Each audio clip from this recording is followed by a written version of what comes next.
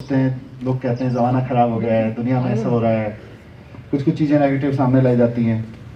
तो मेरे अंदर से भी आवाज़ आती है कि नहीं, there could be few people who are not good, who are not able to do good, but ये दुनिया बहुत अच्छे अच्छे लोगों से भरी हुई है।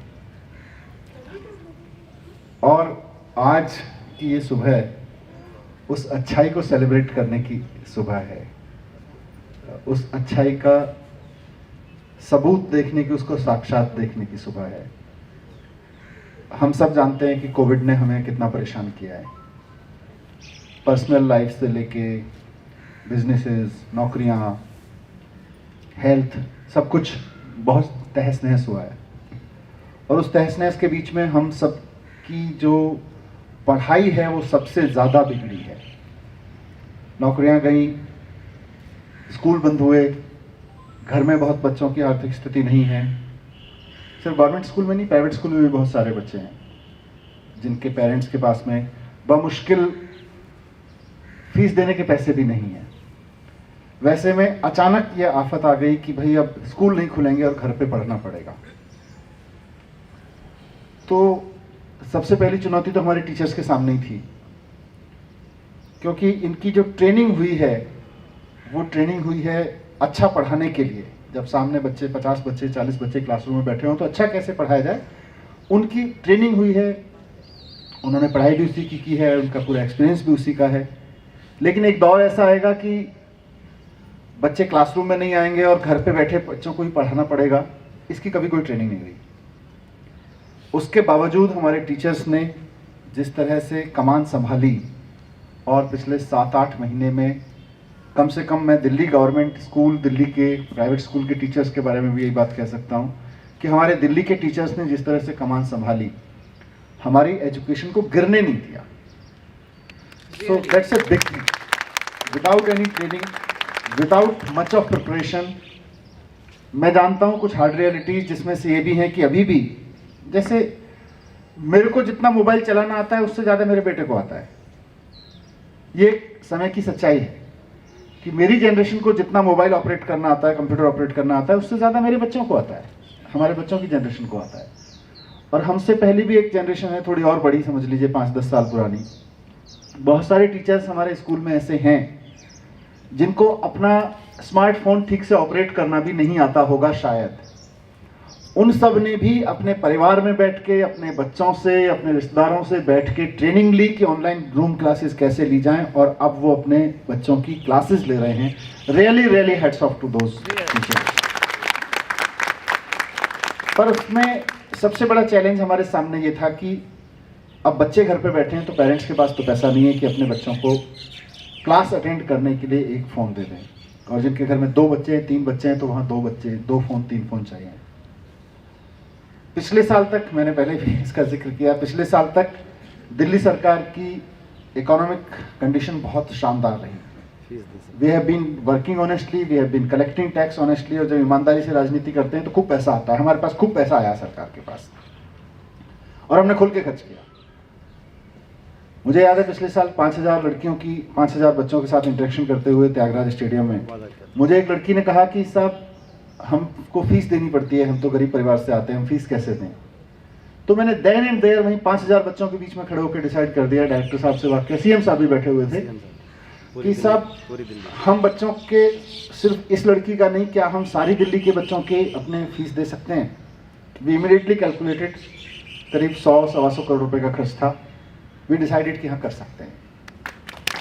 लेकिन दैट वाज लास्ट ईयर। इस साल सरकार तो टैक्स के पैसे से चलती है, टैक्स इकट्ठा होता है, सरकार चल रही होती है।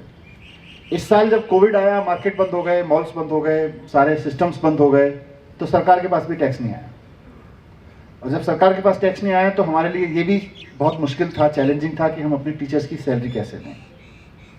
तो कोई भी और खर्च करने से पहले मेरे लिए इंपॉर्टेंट था कि हम अपने स्टाफ की, हम डॉक्टर्स की, जी कितने सारे कोविड में डॉक्टर्स लगे हुए, नहीं कितने सारे स्टाफ के और लोग लगे हुए हैं, इंजीनियर्स लगे हुए हैं, सफाई कर्मचारी लगे हुए हैं, बिजली पानी के लोग लगे हुए हैं, टीचर्स लगे हुए हैं, तो सबकी सैलरी, तो पहले सबकी सैलरी प्रायोरिटी थी। इसलिए इस बार थोड़ा सा, जैसे कहते हैं ना, मेरा भी हाथ तंग रहा।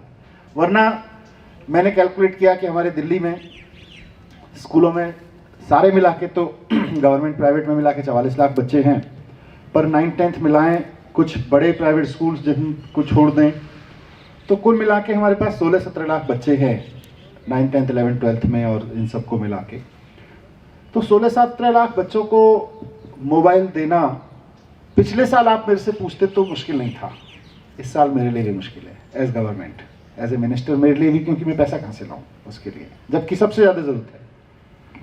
तो वैसे में बहुत सारे लोगों ने अलग अलग तरीके से सपोर्ट करना शुरू किया।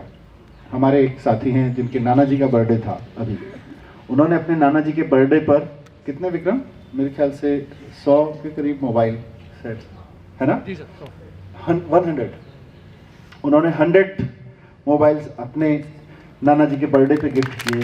उनकी 75th बर्थडे या कुछ उस तरह से था। तो वहां से होते होते आज जहां हम खड़े हुए हैं, I think this is the best model one can ever have. आज जो सुबह हम बात कर रहे हैं जिसकी, स्कूल के प्रिंसिपल, स्कूल के वाइस प्रिंसिपल, स्कूल के टीचर्स अगर लग जाएं तो स्कूल में रिसोर्सेज की कमी नहीं रहती, डिस्पाइट द फैक्ट कि सरकार इस बार थोड़ा सा कम पैसा खर्च कर पा रही है। उसके बावजूद ये मॉडल यहां से निकल के जा रहा है। मैं कुछ अच्छे लोग ढूंढूं, मेरी एक लिमिट है।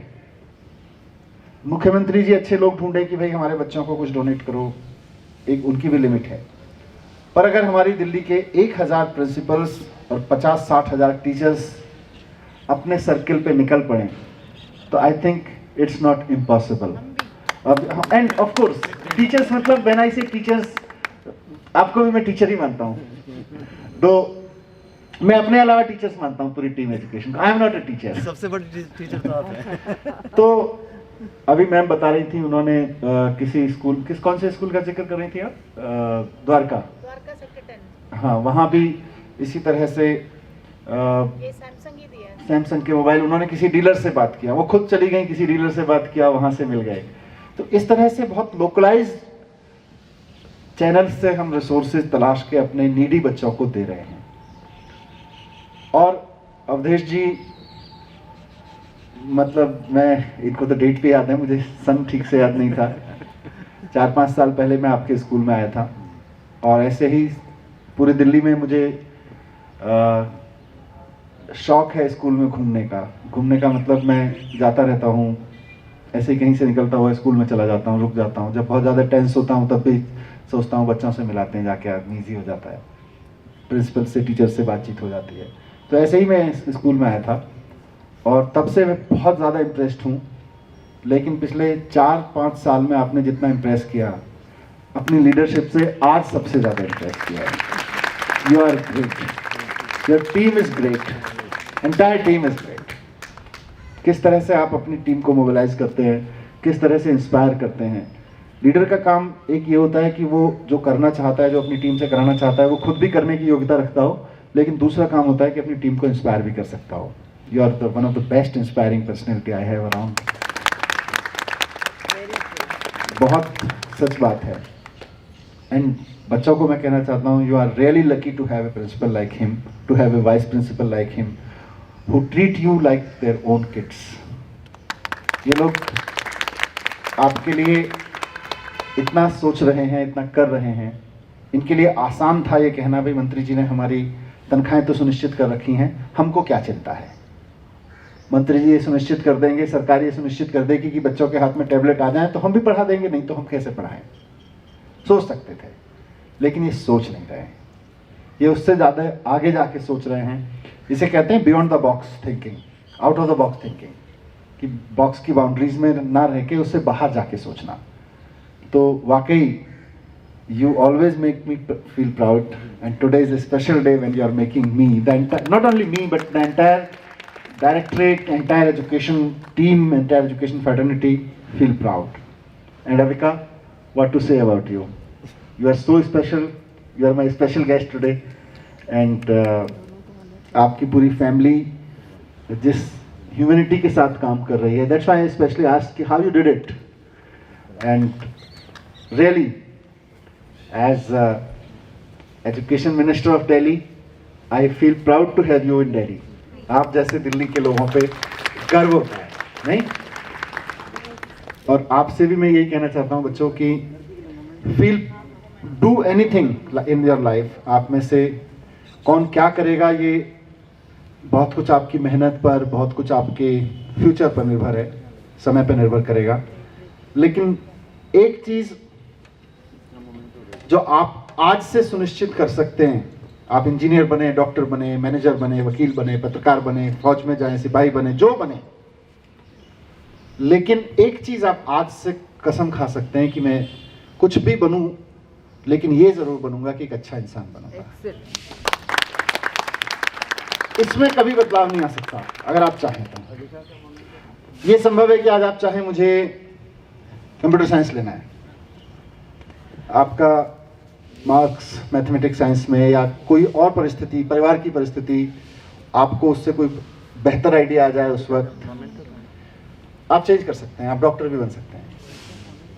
आप ये भी संभव है कि आप कंप्यूटर साइंस में आईआईटी में एडमिशन लें और जब आप आईआईटी करके निकलें तो उसके बाद में आप सोचें कि नहीं यार, मुझे तो इंजीनियर नहीं टीचर बनना है। मेरे साथ हैं लोग ऐसे, विक्रम हमारे साथ हैं, इंजीनियरिंग करने के बाद, बीएड करने के बाद टीचर बने हैं। इंजीनियरिंग करने के बाद उनको लगा कि नहीं। So there are people. तो ये सब डिसीजंस लाइफ में आपके हमेशा बदल सकते हैं और बदलने भी चाहिए, कोई बड़ी चीज नहीं है। पर एक डिसीजन आज लेके जाना कि हम एक अच्छा इंसान बनेंगे। हम अपने काम से whatever we do in our life, अपने परिवार को, अपने समाज को, अपने देश को अपने काम से प्राउड फील कराएंगे। नहीं, आज इस बच्ची ने जो किया उससे हम छोड़ दें अपने आप को। आप सोचिए इनका परिवार प्राउड फील कर रहा होगा कि नहीं कर रहा होगा? हम सब प्राउड फील कर रहे हैं कि नहीं कर रहे हैं? तो हमें भी ऐसे ही काम करना है। कभी भी अपने आप जो भी करें, बस इतना सोच लें आंख बंद करके कि इस काम से मेरे परिवार को, मेरे समाज को या मेरे देश को प्राउड फील होगा कि नहीं होगा। आप ऑफिसर बनेंगे, आपके सामने एक व्यापारी आके बैठेगा, सर 10 करोड़ का टेंडर है, बस आप 5 लाख रुपए की रिश्वत ले लीजिए, 10 लाख की ले लीजिए, 1 करोड़ की ले लीजिए, मेरे लिए दे दीजिए। उस वक्त सोचने की जरूरत पड़ेगी कि 1 करोड़ की रिश्वत लेना तो आसान है क्या, लेकिन देश इस पर प्राउड फील करेगा। 1 करोड़ से मैं हो सकता है कुछ अपने घर खरीदने के, गाड़ी खरीदने के सपने पूरे कर लूँ। आपके पास में लोग आएंगे, साहब ये जो सफाई कर्मचारी हैं इनको 15,000 रुपये देने की जगह ऐसा करते हैं 10,000 दे देते हैं और 5,000 हम लोग आपस में बांट लेंगे बेईमानी करके। उस वक्त आपको डिसीजन लेना होगा कि नहीं, मैं ऐसा काम फील नहीं करूंगा जिस पे मैं खुद प्राउड फील ना कर सकूं। तो ये मैं चाहता हूं आप लोगों से। कर सकते हैं? Decided? Good, thank you very much. All the best, best wishes for your exams, best wishes for your study and future. Thank you very much and once again really feel proud of you.